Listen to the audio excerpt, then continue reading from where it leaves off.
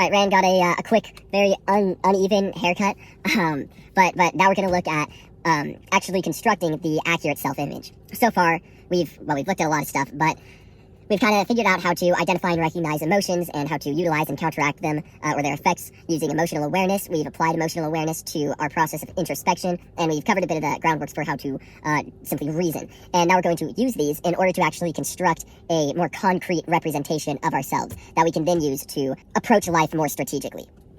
In order to construct this accurate self-image, we're going to use our emotional awareness, our rationality, and our introspection as we go through what we can call the process of abstraction.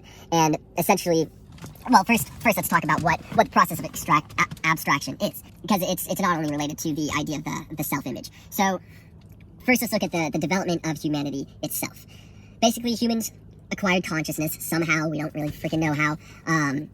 But there was the consciousness revolution, and we began to act in some way, and in a lot of ways. And over generations and generations, we acted out human nature. And then over the course of many generations, we began to write down and represent the way that humans act through mythology, such as in Greek mythology, as in Homer. And then from these representations, through story, came principle. And that's when you had the emergence of philosophy, with Thales and Anaximander and all those first Greek philosophers that preceded Plato and Socrates, the pre-Socratics. And so what these philosophers were doing was, well, they were doing a couple of things, but one of the biggest things they were doing was they were turning these story representations of reality and of human nature, and they were abstracting principle from these story representations. And it's interesting, and I'm not totally sure why this is, but for some reason, the way that we come to principle is by representing action and representing phenomena. So the process of abstraction, of abstracting principle, essentially utilizes this system where first you act out your true nature in some way, and then you want to represent that true nature, such as through stories or by other means. And then from these representations, which as you develop more and more representations become archetypical, you can start to extract cause and effect correlations or causations throughout each instantiation of some representation. By looking at multiple representations of your behavior, you're able to abstract maybe patterns, or you can start to actually identify qualities by seeing records of yourself acting these qualities out. And so what we're going to do to construct the accurate self-image is use this process of abstraction in order to construct that accurate self-image by acting out our true nature, representing that true nature in some more condensed form, and then contemplating and reasoning about those representations in order to abstract principles about the self, or abstract that accurate self-image, which will be embodied by, or which will be composed by qualities, patterns, parameters, and all of that, which we'll get into now.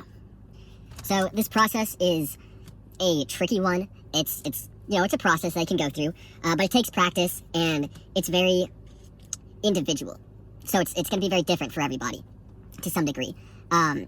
And so there's kind of a framework within which you're going to operate, but the specificity changes depending on who you are. And while it makes the actual process a little bit less concrete and a little bit less scientific, it allows for the complexity of human nature.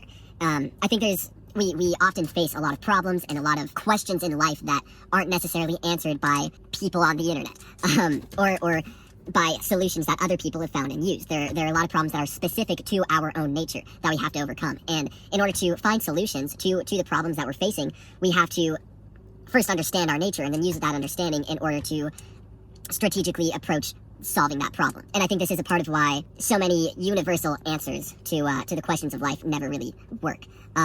But a process for finding those answers for yourself is more effective because you're taking into consideration your own strengths and weaknesses, for example. This is why I think there are certain principles that are true or untrue depending on the qualities of the self. And we'll get into that more later. But for now, let's look at this process of abstraction and how to abstract an accurate self-image through this process. So the first thing you're going to do, it's the easiest step. You're just going to act life out. You're going to make decisions, you're gonna freaking have emotional reactions, or you'll try to deal with those emotional reactions using emotional awareness. And you're gonna do all of this operating as your true self. Remember, we all have that inaccurate self-image internally, but there's an objective true self, which is representative of the real nature of ourselves. So if we're jealous individuals, but we don't realize that we have a tendency to be jealous, we will still act out jealousy. In this first phase, we're acting, we're doing what we do.